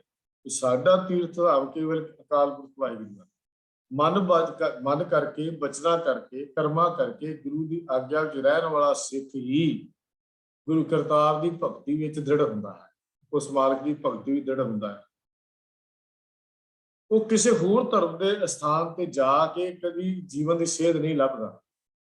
ਜੀਵਨ ਦੀ ਸੇਧ ਨੂੰ ਪਤਾ ਮੇਰੇ ਕੋਲ ਕੇਵਲ ਤਾਂ ਕੇਵਲ ਸ੍ਰੀ ਗੁਰੂ ਗ੍ਰੰਥ ਸਾਹਿਬ ਜੀ ਮੌਜੂਦ ਆ। ਉਹ ਕਿਸੇ ਹੋਰ ਸਥਾਨ ਤੇ ਜਾ ਕੇ ਜੀਵਨ ਸੇਧਾ ਨਹੀਂ ਲੱਭਦਾ। ਉਸ ਨੂੰ ਗੁਰੂ ਪਾਤਸ਼ਾਹ ਪਾਸੋਂ ਇਹ ਗਿਆਨ ਹੋਇਆ ਕਿ ਦਰ ਦਰ ਤੇ ਭਟਕਣ ਵਾਲੇ ਸ਼ਾਂਤ ਮਨੁੱਖ ਜੀਵਨ ਵਿੱਚ ਕਦੀ ਵੀ ਸੁੱਖ ਦੀ ਪ੍ਰਾਪਤੀ ਨਹੀਂ ਕਰ ਸਕਦੇ। ਦਰ ਦਰ ਤੇ ਭਟਕਣ ਵਾਲੇ ਜਿਹੜੇ ਮਨ ਕਰਕੇ ਸ਼ਬਦ ਗੁਰੂ ਨੂੰ ਸਿਰ ਝੁਕਾਉਣ ਵਾਲਾ ਸਿੱਖ ਨਾ ਤਾਂ ਕਦੀ ਜਾ ਕੇ ਟੱਲੀਆਂ ਖੜਕਾਉਂਦਾ ਤੇ ਨਾ ਹੀ ਕਦੀ ਜਾ ਕੇ ਹਵਨ ਕਰਦਾ ਤੇ ਨਾ ਹੀ ਜਗਰਾਤੇ ਵਿੱਚ ਜਾ ਕੇ ਭੇਟਾ ਆਦਿ ਗਾਉਂਦਾ। ਹਾਂ, ਜਾਣਾ ਸੁਸਾਇਟੀ ਦੇ ਤੌਰ ਤੇ ਤੁਸੀਂ ਜਾਏ ਬਰਾਦਰੀ ਜਾ ਕੇ ਬੈਠ ਜਾਂਦੇ ਆ, ਲੇਕਿਨ ਸਾਡਾ ਰੋਲ ਨਹੀਂ ਹੈ ਕਿ ਅਸੀਂ ਜਾ ਕੇ ਪਲੇ ਕਰਦੇ ਹਾਂ ਉਹਦੇ ਵਿੱਚ ਜਾ ਕੇ, ਜਾਂ ਉੱਥੇ ਜਾ ਕੇ ਅਸੀਂ ਮੂਰਤੀਆਂ ਨੂੰ ਮੱਥਾ ਟੇਕਦੇ ਹਾਂ, ਔਰ ਨਾ ਹੀ ਜਾ ਕੇ ਅਸੀਂ ਕਿਸੇ ਹੋਏ ਹੋਰ ਦੇ ਨਾਲ ਇਹ ਸਾਡਾ ਸੰਬੰਧ ਜਿਹੜਾ ਉਹ ਬਣਦਾ ਹੈ। ਪਰ ਸਥਾਨ ਦੀ ਵਾਕਫੀਅਤ ਲਈ ਕਿਤੇ ਵੀ ਜਾਣਾ ਅਯੋਗ ਨਹੀਂ। ਅੱਗੇ ਜਿਹੜੀ ਲਫ਼ਜ਼ ਲਿਖੀ ਹੋਈ ਹੈ ਤੇ ਤੀਰਥ ਨਹੀਂ ਮੰਨਣਾ, ਲਾਸਟ ਵਿੱਚ ਲਿਖਿਆ ਹੈ। ਹਾਂ, ਆਮ ਵਾਕਫੀ ਲਈ ਉਹ ਗ੍ਰੰਥਾਂ ਦਾ ਅੱਗੇ ਜਾ ਕੇ ਜ਼ਿਕਰ ਆਏਗਾ। ਖੈਰ, ਇੱਥੇ ਇਹ ਆਪਾਂ ਗੱਲ ਮੰਨ ਲਈਏ ਵੀ ਸਥਾਨ ਦੀ ਵਾਕਫੀ ਲੈਣ ਲਈ ਸਾਨੂੰ ਉਹਦੀ ਹਿਸਟਰੀ ਦੇਖਣ ਲਈ ਜੇ ਅਸੀਂ ਚਲੇ ਗਏ ਹਾਂ ਤਾਂ ਉਹਦਾ ਕੋਈ ਮਨਾਹੀ ਨਹੀਂ ਹੈ, ਪਰ ਕਿਸੇ ਦੇ ਉੱਤੇ ਵਿਸ਼ਵਾਸ ਜਾਂ ਭਰੋਸਾ ਰੱਖ ਕੇ ਜਾਣਾ ਗੁਰੂ ਸਾਹਿਬ ਜੀ ਨੇ ਇਹ ਕਿਤੇ ਵੀ ਸਾਨੂੰ ਇਜਾਜ਼ਤ ਨਹੀਂ ਦਿੱਤੀ। ਇਸ ਤੋਂ ਅੱਗੇ ਪੀਰ, ਬ੍ਰਾਹਮਣ, ਪੁੱਛਣਾ, ਸੁਖਣਾ, ਸ਼ੀਰਨੀ, ਵੇਦ ਸ਼ਾਸਤਰ, ਗਾਇਤਰੀ, ਗੀਤਾ, ਕੁਰਾਨ, ਅੰਜੀਲ ਆਦਿ ਗ੍ਰੰਥਾਂ ਉੱਤੇ ਨਿਸ਼ਚਾ ਜਾਂ ਉਹਨਾਂ ਦਾ ਪੜ੍ਹਨਾ, ਭਾਵ ਇਹਨਾਂ ਦਾ ਨਿਸ਼ਚਾ ਨਹੀਂ ਕਰਨਾ। ਪਰ ਅੱਗੇ ਲਫ਼ਜ਼ਾਂ ਮੈਂ ਇੱਕ ਵਾਰੀ ਪੜ੍ਹ ਚੁੱਕਾ ਹਾਂ। ਤਾਂ ਸਭ ਤੋਂ ਪਹਿਲੀ ਬਾਤ ਜਿਹੜੀ ਹੈ ਉਹ ਹੈ ਪੀਰ। ਪੀਰ ਕੀ ਹੈ? ਆਮ ਤੌਰ ਤੇ ਪੀਰ ਦਾ ਅਰਥ ਮੁਰਸ਼ਦ, ਰਹਿਬਰ, ਆਚਾਰੀਆ, ਗੁਰੂ, ਫਕੀਰ, ਬਜ਼ੁਰਗ, ਧਾਰਮਿਕ ਪੇਸ਼ਵਾ ਕਰਕੇ ਵੀ ਲਿਆ ਜਾਂਦਾ ਹੈ। ਜਿਵੇਂ ਦੁਨਿਆਵੀ ਲੋਕ ਗੁਰੂ ਧਾਰਨ ਕਰਦੇ ਹਨ, ਇਸ ਤਰ੍ਹਾਂ ਕਿਸੇ ਪੀਰ ਨਾਲ ਮੁਰਸ਼ਦ ਦਾ ਰਿਸ਼ਤਾ ਕਾਇਮ ਕਰਦੇ ਹਨ। ਸੁਲਤਾਨ ਬਾਹੂ ਨੇ ਵੀ ਇਹਦੇ ਬਾਰੇ ਲਿਖਿਆ, ਮੈਂ ਉਹਦਾ ਜ਼ਿਕਰ ਇੱਥੇ ਨਹੀਂ ਕਰਾਂਗਾ। ਗੁਰਸਿੱਖਾਂ ਲਈ ਮੀਰੀ ਪੀਰੀ ਗੁਰੂ ਘਰ ਵਿੱਚ ਹੀ ਹੈ। ਮੀਰੀ ਵੀ ਗੁਰੂ ਘਰ ਵਿੱਚ ਹੈ, ਪੀਰੀ ਵੀ ਗੁਰੂ ਘਰ ਵਿੱਚ ਹੈ। ਪੀਰਾਨ ਪੀਰ ਸਤਿਗੁਰੂ ਹਨ। ਸਾਡੇ ਪੀਰਾਂ ਦੇ ਪੀਰ ਸਤਿਗੁਰੂ ਹਨ। ਸਾਡੇ ਹੋਰ ਕੋਈ ਸ਼ਕਤੀ ਸਾਡੇ ਪੀਰ ਨਹੀਂ ਹੈ। ਸਤਿਗੁਰੂ ਜੀ ਨੇ ਇਹ ਜਿਹੜੀ ਭਾਈ ਗੁਰਦਾਸ ਜੀ ਨੇ ਵੀ ਵਾਰ 39ਵੀਂ ਵਾਰ ਦੀ 17ਵੀਂ ਪੌੜੀ 'ਚ ਗੱਲ ਲਿਖੀ ਹੈ, ਨਿਰੰਕਾਰ ਆਕਾਰ ਕਰ ਸਤਿਗੁਰੂ ਗੁਰਾਂ ਗੁਰੂ ਅਬਿਨਾਸ਼ੀ, ਪੀਰਾਂ ਪੀਰ ਵਖਾਣੀਏ ਨਾਥਾ ਨਾਥ ਸਤ ਸੰਗ ਵਾਸੀ, ਗੁਰਮੁਖ ਪੰਥ ਚਲਾਇਆ ਗੁਰਸਿੱਖ ਮਾਇਆ ਵਿੱਚ ਉਦਾਸੀ। ਤੋ ਇੱਥੇ ਬੜੀ ਸੋਹਣੀ ਗੱਲ ਸਾਨੂੰ ਦਿੱਤੀ ਗਈ ਹੈ ਵੀ ਇਹਦੇ 'ਚ ਹਿੰਦੂ ਧਰਮ ਨਾਲ ਸੰਬੰਧਿਤ ਗ੍ਰੰਥ, ਵੇਦ ਸ਼ਾਸਤਰ, ਗਾਇਤਰੀ, ਗੀਤਾ ਦੇ ਉਪਦੇਸ਼ ਉੱਪਰ ਵਿਸ਼ਵਾਸ ਕਰਨਾ ਤੇ ਉਹਨਾਂ ਦੇ ਧਾਰਮਿਕ ਆਗੂ ਬ੍ਰਾਹਮਣ ਪਾਸੋਂ ਪੁੱਛਣਾ ਲੈਣੀ ਤੇ ਇਸਲਾਮ ਦੇ ਧਰਮ ਗ੍ਰੰਥ ਕੁਰਾਨ ਦੇ ਉੱਪਰ ਵਿਸ਼ਵਾਸ ਕਰਨਾ ਤੇ ਉਹਨਾਂ ਦੇ ਧਾਰਮਿਕ ਆਗੂ ਕਾਜੀ ਜਾਂ ਪੀਰ ਤੋਂ ਸੁਖਣਾ ਜਾਣਾ ਜਾਂ ਸੁੱਖਾ ਸੁਖਣੀਆਂ ਗੁਰੂ ਕੇ ਸਿੱਖਾਂ ਲਈ ਇਹ ਮਨਾ ਹਨ। ਇਸ ਤਰ੍ਹਾਂ ਈਸਾਈ ਮਤ ਦੇ ਅੰਜੀਲ, ਯਹੂਦੀਆਂ ਦੇ ਤੁਰੇ ਤੇ ਜ਼ਬੂਰ ਗ੍ਰੰਥਾਂ ਉੱਪਰ ਨਿਸ਼ਚਾ ਲਿਆਉਣਾ ਸਿੱਖ ਲਈ ਮਨਾ ਕੀਤਾ ਗਿਆ। ਭਾਈ ਗੁਰਦਾਸ ਜੀ ਨੇ ਗੁਰਮਤਿ ਦਾ ਕਾਰਨ, ਇਸ ਦਾ ਕਾਰਨ ਜਿਹੜਾ ਹੈ ਉਹ ਦੱਸਿਆ ਹੈ। ਕਵਿਤ ਲਿਖਿਆ ਭਾਈ ਗੁਰਦਾਸ ਜੀ ਨੇ ਖੋਰ, ਕਹਿੰਦੇ ਨੇ ਦੇ ਦਰਪਨ ਦੇਖੇ ਏਕ ਸੈ ਅਨੇਕ ਰੂਪ। ਭਾਈ ਗੁਰਦਾਸ ਜੀ ਦਾ ਕਵਿਤ ਨੰਬਰ 467 ਹੁੰਦਾ ਹੈ। ਦੇ ਦਰਪਨ ਦੇਖਿਆ ਏਕ ਸੈ ਅਨੇਕ ਰੂਪ, ਦੇ ਨਾ ਭਾਵ ਧਰੇ ਪਹੁੰਚੇ ਨਾ ਪਾਰ ਹੈ। ਸੌਰੀ, ਦੋਏ ਦਰਪਨ ਲਫ਼ਜ਼ ਹੋਣਾ ਚਾਹੀਦਾ ਹੈ। ਦੋਏ ਦਰਪਨ ਦੇਖੇ ਏਕ ਸੈ ਅਨੇਕ ਰੂਪ, ਦੋਏ ਨਾਵ ਪਾਵ ਧਰੇ ਪਹੁੰਚੇ ਨਾ ਪਾਰ ਹੈ, ਦੋਏ ਦਿਸ਼ਾ ਗੇ ਬਹਾਏ ਸਿਹਾਥ ਪਾਉ ਟੂਟੇ। ਇਹਦੇ ਅਰਥ ਵੀ ਆਪਾਂ ਥੋੜੇ ਬਹੁਤੇ ਕਰ ਲਾਂਗੇ। ਦੁਰਾਹੇ ਦੁਚਿਤ ਹੋਏ ਭੂਲ ਪਗ ਧਾਰ ਹੈ, ਦੋਏ ਰੂਪ ਤਾਕੋ ਗਊ ਪਰਜਾ ਨਾ ਸੁਖੀ ਹੋਤ, ਦੋਏ ਪੁਰਖਨ ਕੀ ਨਾ ਕੁਲਾ ਬੁੱਧੂ ਨਾਰ ਹੈ, ਗੁਰਸਿੱਖ ਹੋਏ ਆਮ ਦੇਵ ਸੇਵ ਟੇਵ ਗਏ, ਸਹੇ ਜਮ ਡੰਡ ਤ੍ਰਿਗ ਜੀਵਨ ਸੰਸਾਰ ਹੈ। ਬਹੁਤ ਪਿਆਰੇ ਕਵਿਤ ਭਾਈ ਗੁਰਦਾਸ ਜੀ ਲਿਖਦੇ ਨੇ ਵੀ ਸ਼ੀਸ਼ੇ ਦੇ ਵਿੱਚੋਂ ਦੋਏ ਦਰਪਨ ਦੇਖੇ, ਵੀ ਜੇ ਦੋ ਸ਼ੀਸ਼ਿਆਂ ਦੇ ਅੱਗੇ ਖੜੇ ਹੋ ਜਾਓ ਨਾ, ਕਦੀ ਦੇਖਿਆ ਹੋਵੇਗਾ ਤਾਂ ਫਿਰ ਚਿਹਰਾ ਵੀ ਵਿਗੜ ਜਾਂਦਾ, ਟੇਢਾ ਜਿਹਾ ਨਜ਼ਰ ਆਉਂਦਾ। ਇੱਕ ਸ਼ੀਸ਼ਾ ਸਾਈਡ ਤੇ ਲੱਗਾ ਹੋਵੇ, ਕਿੱਧਰ ਲੱਗੇ ਹੋਵੇ, ਤੇ ਦੋ ਸ਼ੀਸ਼ਿਆਂ 'ਚ ਦੇਖਣ ਦਾ ਯਤਨ ਕਰੋ ਤੇ ਆਪਣਾ ਚਿਹਰਾ ਟੇਢਾ ਨਜ਼ਰ ਆਉਂਦਾ। ਵੀ ਜਿਹੜੇ ਦੋ ਸ਼ੀਸ਼ਿਆਂ ਤੇ ਦੇਖਣ ਵਾਲੇ ਉਹਨਾਂ ਨੂੰ ਆਪਣਾ ਟੇਢਾ ਹੀ ਦਿਸਣਾ, ਤੇ ਦੋ ਬੇੜੀਆਂ 'ਚ ਪੈਰ ਰੱਖਣ ਵਾਲੇ ਵੀ ਟੇਢੇ ਹੀ ਹਨ, ਡੁੱਬਣ ਗਈ ਪਾਰ ਨਹੀਂ ਹੋਣਗੇ। ਦੋਏ ਨਾਵ ਧਰੇ ਪਹੁੰਚੇ ਨਾ ਪਾਰ, ਦੋ ਬੇੜੀਆਂ ਦਾ ਸਵਾਰ ਵੀ ਕਦੇ ਪਾਰ ਨਹੀਂ ਹੁੰਦਾ। ਇੱਕ ਪੈਰ ਉਧਰ ਰੱਖਿਆ, ਇੱਕ ਪੈਰ ਉਧਰ ਰੱਖਿਆ, ਮੱਝ ਧਾਰ ਚ ਡੁੱਬੇਗਾ, ਪਾਰ ਦੁਆਰਾ ਨਹੀਂ ਹੋਏਗਾ। ਜੇ ਦੋ ਦਿਸ਼ਾ ਜਿਹੜਾ ਦੋਏ ਦਿਸ਼ਾ ਅੱਗੇ ਨੂੰ ਵੀ ਜਾਂਦਾ ਤੇ ਪਿੱਛੇ ਨੂੰ ਵੀ ਤੁਰ ਪੈਂਦਾ, ਅੱਗੇ ਨੂੰ ਵੀ ਜਾਂਦਾ ਤਾਂ ਪਿੱਛੇ ਨੂੰ ਵੀ ਤੁਰ ਪੈਂਦਾ। ਕਹਿੰਦੇ ਨੇ ਇਹਦਾ ਹੱਥ ਪੈਰ ਹੀ ਟੁੱਟਦੇ ਨੇ, ਭਾਵ ਕਾਵੜ ਤੋਂ ਬਿਨਾਂ ਹੋਰ ਕੱਖ ਪੱਲੇ ਨਹੀਂ ਪੈਂਦਾ। ਨਾ ਹੀ ਉਹ ਉੱਥੇ ਪਹੁੰਚਦਾ ਤੇ ਨਾ ਕਿਸੇ ਪਾਸੇ ਮੰਜ਼ਿਲ ਤੇ ਜਾਂਦਾ, ਆਪਣੇ ਟਿਕਾਣੇ ਤੇ ਜਾ ਕੇ ਉੱਥੇ ਦਾ ਉੱਥੇ ਖੜਾ ਰਹਿੰਦਾ ਹੈ। ਫਿਰ ਅੱਗੇ ਦੁਰਾਹੇ ਦੇ ਦੋ ਰਾਹੇ ਤੇ ਚੱਲਣ ਵਾਲਾ, ਜਿਹੜੇ ਦੋ ਰਾਹਾਂ ਤੇ ਜਾ ਕੇ ਭੁਲੇਖੇ 'ਚ ਪੈ ਗਿਆ ਵੀ ਇਹ ਰਸਤਾ ਕਿੱਧਰ ਜਾਏਗਾ, ਭੁਲੇਖੇ ਦੇ ਵਿੱਚ ਪੈ ਗਿਆ ਤੇ ਉਹ ਉੱਥੇ ਕਹਿੰਦੇ ਨੇ ਜੇ ਭੁੱਲ ਕੇ ਜੇ ਪੱਗ ਗਲਤ ਪਾਸੇ ਧਰ ਦੇਵੇ ਮੰਜ਼ਿਲ ਤਾਂ ਵੀ ਨਹੀਂ ਮਿਲਣੀ। ਇਸ ਕਰਕੇ ਦੁਰਾਹੇ ਤੇ ਖੜਾ ਹੋਇਆ ਕਿ ਵੀ ਭੁਲੇਖੇ 'ਚ ਨਾ ਪਵੇ। ਤੋ ਇਹ ਗੁਰਸਿੱਖ ਦੀ ਜਿਹੜੀ ਭਾਈ ਗੁਰਦਾਸ ਜੀ ਨੇ ਗੱਲ ਕੀਤੀ, ਕਹਿੰਦੇ ਗੁਰਸਿੱਖ ਹੋਏ ਆਮ ਦੇਵ ਸੇਵ ਟੇਵ ਗਏ, ਵੀ ਜੇ ਕੋਈ ਸਿੱਖ ਹੋ ਕੇ ਇਹ ਕੰਮ ਕਰਦਾ, ਦੂਜਿਆਂ ਦੀ ਮੁਬਾਰਕ, ਆਪਣਾ ਕੰਮ ਜੋ ਮਰਜ਼ੀ ਕਰ। ਸਹੇ ਜਮ ਡੰਡ ਧ੍ਰਿਗ ਜੀਵਨ ਸੰਸਾਰ, ਵੀ ਮੌਤ ਦਾ ਡਰ ਦਾ ਡੰਡਾ ਹਮੇਸ਼ਾ ਦੇ ਸਿਰ ਤੇ ਉਹਨੂੰ ਸਹਿਣਾ ਪਵੇਗਾ। ਔਰ ਲਾਨਤ ਹੈ 100 ਵਾਰੀ ਐਸੇ ਜੀਵਨ ਦੇ ਜਿਹੜਾ ਗੁਰੂ ਨੂੰ ਛੱਡ ਕੇ ਕਿਸੇ ਹੋਰ ਕੋਲ ਜਾ ਕੇ ਵਿਸ਼ਵਾਸ ਤੇ ਭਰੋਸਾ ਕਰ ਲੈਂਦਾ। ਹਾਂ, ਕੰਪੈਰੀਟਿਵ ਸਟੱਡੀ ਲਈ, ਤੁਲਨਾਤਮਕ ਅਧਿਐਨ ਦੇ ਲਈ ਕਿਸੇ ਮਤ ਦੀ ਕੋਈ ਗ੍ਰੰਥ ਪੜ੍ਹਨਾ ਅਯੋਗ ਨਹੀਂ ਹੈ। ਉਹਦੀ ਨੌਲੇਜ ਹੋਣੀ ਚਾਹੀਦੀ ਹੈ, ਗਿਆਨ ਹੋਣਾ ਚਾਹੀਦਾ ਹੈ। ਗੁਰਬਾਣੀ ਵਿੱਚ ਹੋਰਨਾਂ ਮਤਾਂ ਮਤਾਂਤਰਾਂ ਦੇ ਮੰਨਣ ਵਾਲਿਆਂ ਦੀਆਂ ਕਮਜ਼ੋਰੀਆਂ ਬਾਬਤ ਗੁਰੂ ਪਾਤਸ਼ਾਹ ਨੇ ਬਾਰ-ਬਾਰ ਪ੍ਰਤੱਖ ਸਾਨੂੰ ਦਿੱਤਾ ਹੈ। ਜੇ ਸਤਿਗੁਰੂ ਉਹਨਾਂ ਦੀ ਸਟੱਡੀ ਨਾ ਕਰਦੇ ਜਾਂ ਉਹਨਾਂ ਦੇ ਨਾਲ ਵਿਚਾਰ ਵਟਾਂਦਰਾ ਨਾ ਕਰਦੇ ਤਾਂ ਉਹ ਸਤਿਗੁਰੂ ਜੀ ਵੀ ਉਹਨਾਂ ਮਤਾਂ ਦੀ ਜ਼ਿਕਰ ਨਹੀਂ ਸੀ ਕਰ ਸਕਦੇ। ਸਤਿਗੁਰੂ ਜੀ ਜਿੱਥੇ ਗਏ, ਸਤਿਗੁਰੂ ਗੁਰੂ ਨਾਨਕ ਪਾਤਸ਼ਾਹ ਜਿੱਥੇ ਗਏ, ਜਿੱਥੇ ਉਹ ਕਰਦੇ ਸੀ, ਜੇ ਉਹ ਆਰਤੀ ਦੂਜੀ ਉਚਾਰਦੇ ਸੀ ਤਾਂ ਸਤਿਗੁਰੂ ਜੀ ਨੇ ਗਗਨ ਮੈਂ ਥਾਲ ਰਾਜ ਚੰਦ ਦੀਪ ਬਣੇ ਦੀ ਗੱਲ ਕਰਕੇ ਉਹ ਉਤਾਰ ਦਿੱਤੀ। ਤੇ ਸਤਿਗੁਰੂ ਜੀ ਨਮਾਜ਼ ਦੀ ਗੱਲ ਕਰਦੇ ਸੀ ਵੀ ਨਮਾਜ਼ ਏਦਾਂ ਨਹੀਂ ਏਦਾਂ ਪੜ੍ਹੀ ਹੈ, ਉੱਥੇ ਸਤਿਗੁਰੂ ਜੀ ਨੇ ਗੱਲ ਕੀਤੀ। ਜਿਹੜੇ ਤਿਲਕ ਦੀ ਗੱਲ ਕੀਤੀ ਬਨਾਰਸ ਜਾ ਕੇ, ਵੀ ਤੇਰੇ ਕੋਲ ਤਾਂ ਨਾ ਸਾਲਗ੍ਰਾਮ ਹੈ, ਨਾ ਤੇਰੇ ਕੋਲ ਤੁਲਸੀ ਮਾਲਾ, ਨਾ ਤੇਰੇ ਮੱਥੇ ਤੇ ਤਿਲਕ ਹੈ। ਸਤਿਗੁਰੂ ਉੱਥੇ ਪੂਜਾ ਵਰਤ ਤਿਲਕ ਇਸ਼ਨਾਨਾਂ ਦੀ ਗੱਲ ਕਰਦੇ। ਵੀ ਸਾਰੀਆਂ ਗੱਲਾਂ ਮਹਾਰਾਜ ਨੇ ਜਾਣਕਾਰੀ ਲਈ ਹੈ। ਤੂੰ ਕੰਪੈਰੀਟਿਵ ਸਟੱਡੀ, ਤੁਲਨਾਤਮਕ ਅਧਿਐਨ ਦੇ ਲਈ ਇਹ ਜਾਣਕਾਰੀ ਲੈਣੀ ਕੋਈ ਗਲਤ ਨਹੀਂ ਹੈ। ਇਹਨਾਂ ਗ੍ਰੰਥਾਂ ਦਾ ਪੜ੍ਹਨਾ ਕੋਈ ਵੀ ਅਯੋਗ ਨਹੀਂ ਹੈ। ਤੋ ਜਿਹੜੀ ਥੋੜੀ ਜਿਹੀ ਹੋਰ ਆਪਾਂ ਇਹਦੇ ਦੇਖ ਲਈਏ ਵੀ ਇਹ ਜਿਹੜਾ ਬ੍ਰਾਹਮਣ ਲਫ਼ਜ਼ ਆਇਆ, ਸਿੱਖ ਰਹਿਤ ਮਹਾਰਾਜ ਦੇ ਬਹੁਤ ਮਹੱਤਵਪੂਰਨ ਮੱਦ ਹੈ। ਇਸ ਅਨੁਸਾਰ ਬ੍ਰਾਹਮਣ ਤੇ ਨਿਸ਼ਚਾ ਨਾ ਕਰਨ ਦੀ ਹਿਦਾਇਤ ਕੀਤੀ ਗਈ ਹੈ। ਖਾਲਸਾ ਪੰਥ ਇੱਕ ਜਾਤ ਤੇ ਇੱਕ ਵਿਚਾਰ ਦਾ ਆਧਾਰ ਨਹੀਂ ਹੈ। ਇੱਥੇ ਬ੍ਰਾਹਮਣ ਦਾ ਅਰਥ ਬ੍ਰਾਹਮਣ ਜਾਤ ਨਹੀਂ, ਬਲਕਿ ਬ੍ਰਾਹਮਣਵਾਦ ਦੇ ਸਿਧਾਂਤ, ਉਸਦੇ ਨਿਯਮ ਤੇ ਉਹਨਾਂ ਦੇ ਉਪਦੇਸ਼, ਉਹਨਾਂ ਬਾਰੇ ਸਾਰਾ ਜ਼ਿਕਰ ਹੈ। ਬ੍ਰਾਹਮਣ ਦਾ ਕਿਸੇ ਵਿਅਕਤੀ ਦਾ ਨਹੀਂ ਹੈ ਕਿ ਬ੍ਰਾਹਮਣ ਤੇ ਨਹੀਂ ਮੰਨਣਾ ਜਾਂ ਪੰਡਤ ਨੂੰ ਵਿਸ਼ਵਾਸ ਨਹੀਂ ਕਰਨਾ, ਬਿਲਕੁਲ ਨਹੀਂ ਹੈ। ਇਹਦਾ ਮਤਲਬ ਇਹ ਹੈ ਵੀ ਉਹਨਾਂ ਦੇ ਜਿਹੜੇ ਧਾਰਮਿਕ ਅਕੀਦੇ ਹਨ, ਧਾਰਮਿਕ ਨਿਯਮ ਹਨ, ਜਿਹੜੇ ਉਹਨਾਂ ਦੇ ਸਿਧਾਂਤ ਹਨ, ਇਹ ਜਿਹੜੇ ਆ ਉਹ ਸਾਡੇ ਅੰਦਰ ਇਹ ਲਾਗੂ ਨਹੀਂ ਹੁੰਦੇ, ਨਾ ਹੀ ਅਸੀਂ ਉਹਨਾਂ ਨੂੰ ਮੰਨਣਾ ਹੈ।